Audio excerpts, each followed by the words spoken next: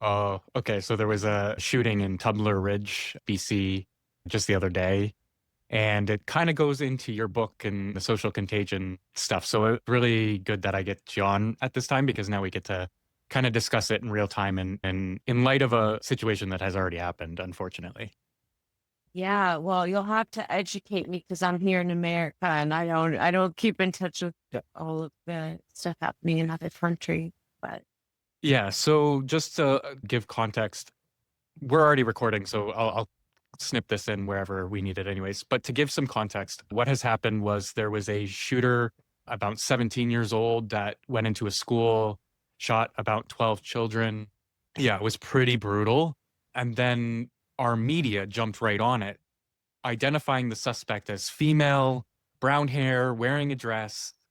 And then the first thing that everybody was like is like, it's British Columbia in the wintertime. Who's wearing a dress to school?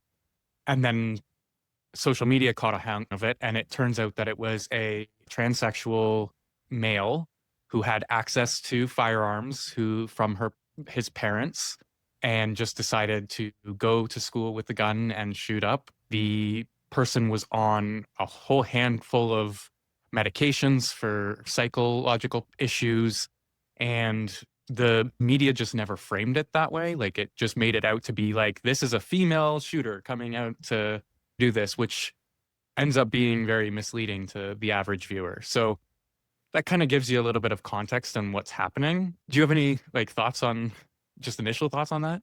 it just seems it's heartbreaking. It just seems like every day, especially in America, there's like another shooting. Right. Hey, weirdo, welcome back. Today, we're joined by a guest who sits at the fascinating intersection of journalism, psychology, and narrative strategy.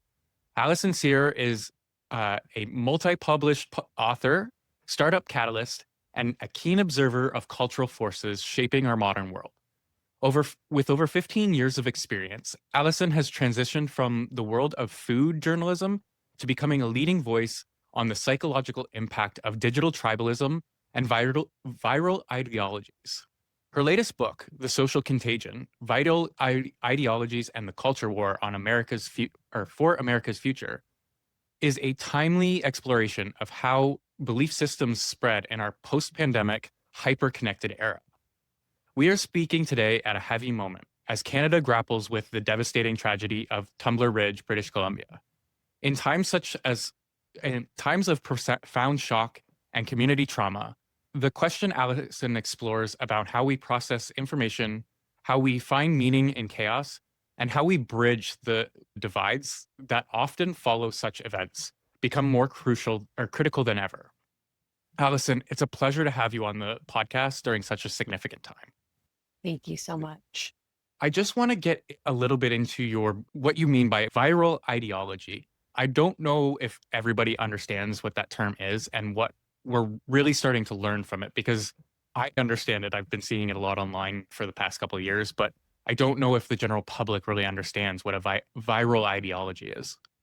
It is a ideology that like multiplies itself, replicates itself, and seeds itself inside of people's psyches. Another term that you could use is like mimetic, and there's also a theory like the social contagion theory, which the book is titled after, just about how units of culture spread and how those create identity in society, political polarization, and in the case of what we're talking about today, extremist violence. So we can see kind of multiplying all around the world. Very fair and What heavily it, in all parts. yes, yes, amid the Middle East, many other different places. And I would go so far as to say it's one of the most dangerous things, biggest crises we have going on. It's like a crisis of the mind. And it only gets overpowered by the AI narrative that's being spread around and the information super highway that was just supercharged over the last 5 years or 3 years. How does your book like depict the different ideologies of a community? Well, my book focuses primarily on what's going on in America, even though I'm sure it applies to Canada as well with left wing and right wing extremism. in these sort of culture war issues that kind of are driving people insane. But it talks about specifically how those ideologies have been exacerbated since the pandemic. And in the case of America, since the rise of Donald Trump. So, who does a great job at, Poking the bear. yeah, inflaming people through his rhetoric. Yes. So, I do want to like poke in on a little about that there. Do you think this is because people take too much seriousness out of his tweets? you know, he's quite the jester. Every court needs a jester. And he definitely plays on the tension between people wanting freedom of speech, wanting to protect that, and also speech being a tool to incite violence and hatred. And of course, all this like xenophobic, like ways that we can begin to other certain members of society, fear them, use those fears as political tactics to enforce policy and achieve public support for those policy decisions. Like in America, we're dealing with ICE right now and immigration. And of course, that rhetoric is focused on immigrants and in many ways casting them as criminals. Not to say that there aren't people like that who are undocumented inside of the country, but the way that Trump talks about it makes it seem like every single person who is being detained by ICE is like a rapist or a murderer or a trafficker, and that's just not the case. And Hmm. that's like also a perfect example of just people starting to demonize Hispanics inside of the country. We have, the whole Super Bowl performance with Bad Bunny and all the symbolism that was in there. And of course, some people being like, now we don't even get American artists, even though he's an American, he's from Puerto Rico, but he was, his music is in Spanish and all these things, right? And also a whole other wave of people wanting to protect these people, perhaps even being overly accommodating. Hmm. Personally, if I was illegally in a country, I would expect to get deported at some point in time.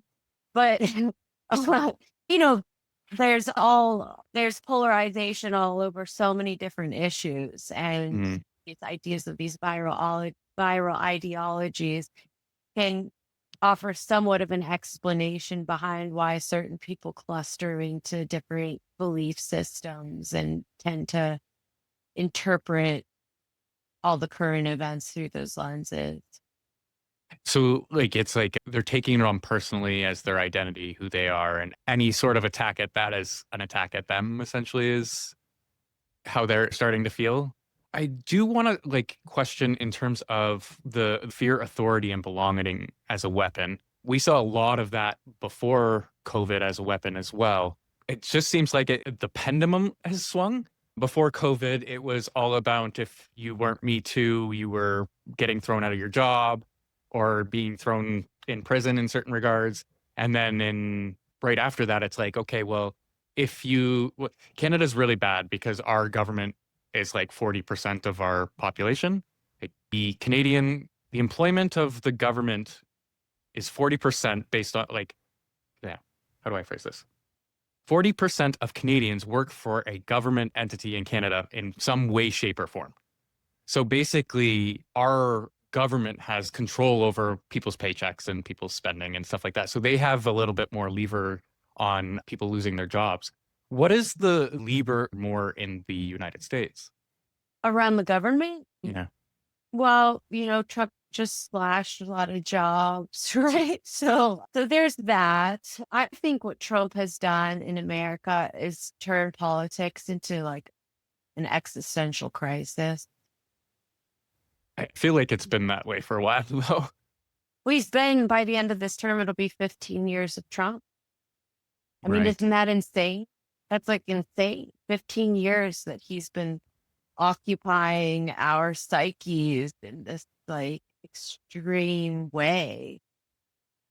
Do you think that the media has played a lot into this? I feel like people don't understand the basics of like history and what the words that people start using mean. Like it's like we're losing history, and I don't know how.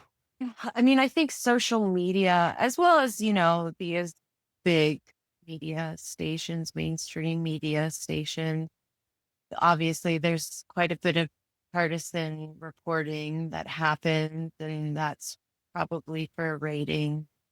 I mean, I write a talk and I write a lot about how journalism is kind of dead as far as the rule that you had to at least try to be neutral.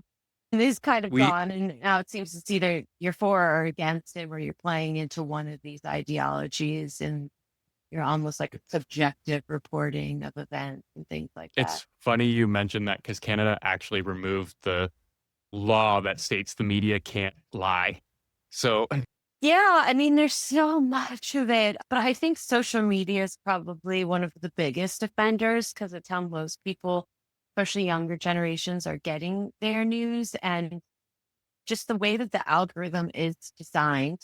For example, in November, I spent a month in the Middle East. And of course, there you have the war between Israel and Palestine and the Muslims, the Jews and the Christians and the Druze and the Houthis and the Hezbollahs and like all the craziness that's going on out there around radicalization and theocracy in Iran. And I mean, it's just a big old mess. My mhm. heart goes out to everyone out there. It's a very, and talk about a place where history is so vast. I mean, you have Iran 7,000 years old, the Jews are 4,000 years old, all these things, right? To even begin to understand that situation, someone needs quite a bit of knowledge of history. And it's very different than American history, which is 250 years old. So you could kind of get a grasp of that if you studied. But to try to learn,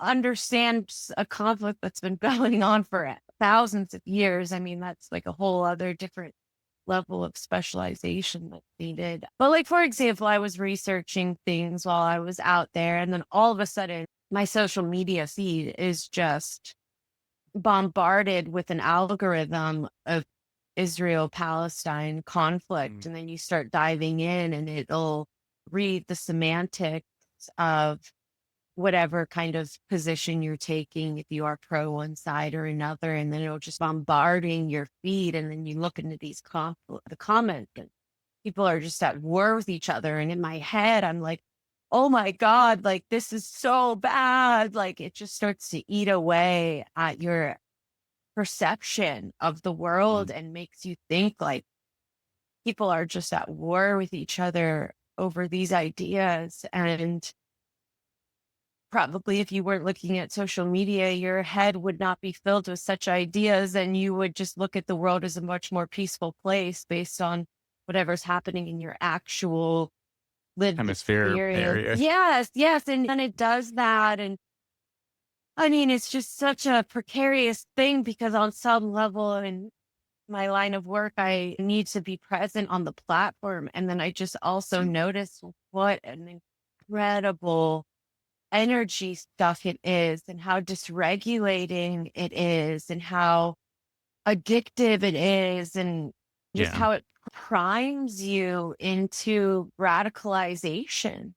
It is the tool for radicalization. I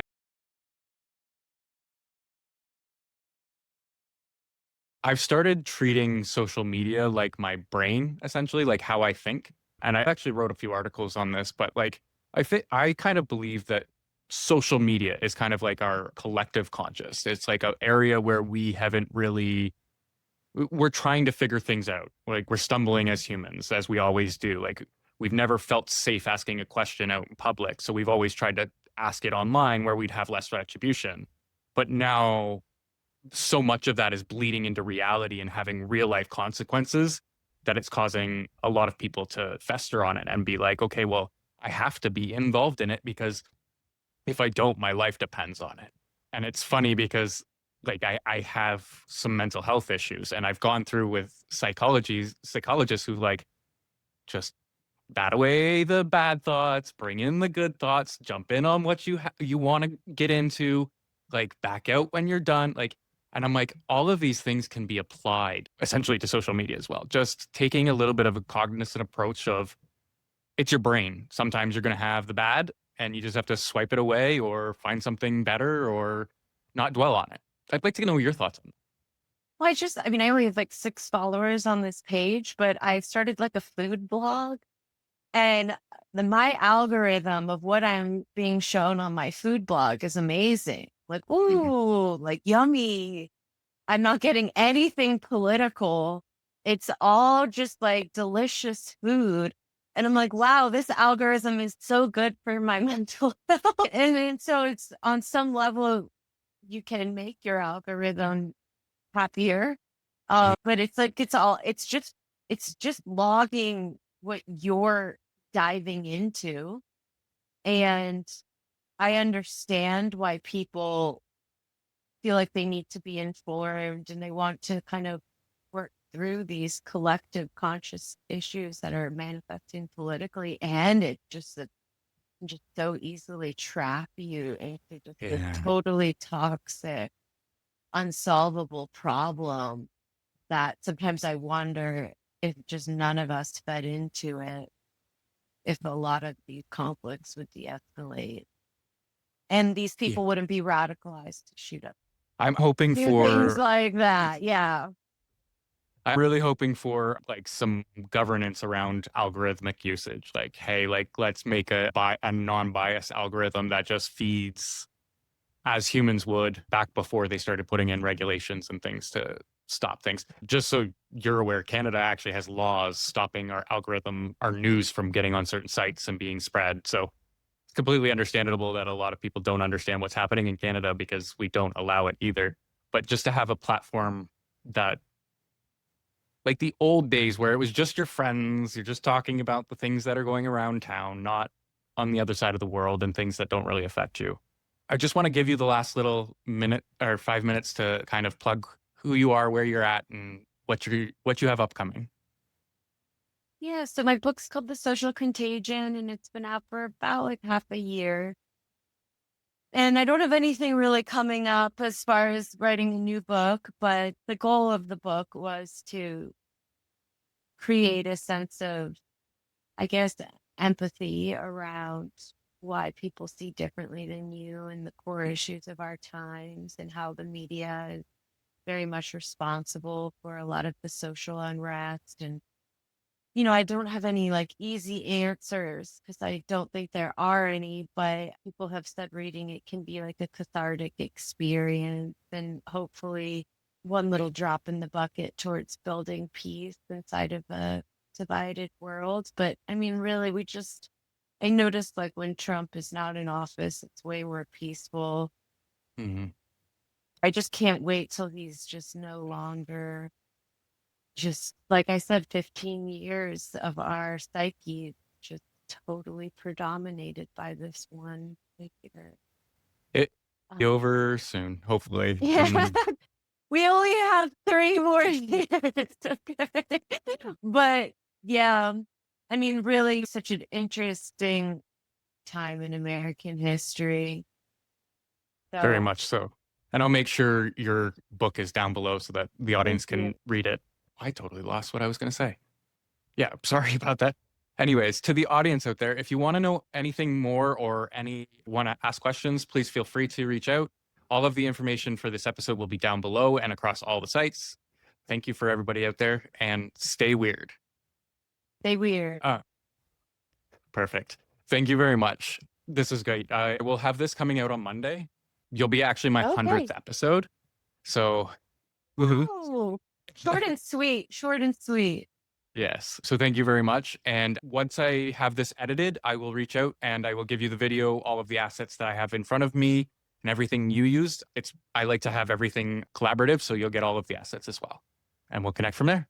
Thank you. Yeah. Stay weird, stay strong, keep that algorithm Yes. clean. Oh, you just reminded me. It's People should have multiple algorithms. That's what I was about to go into. People should start getting their multiple algorithms for their own individual things and stay in those lanes because it makes your life a whole lot easier. Totally. Totally. Anyways, thank you very much. Bye, Cody. Bye.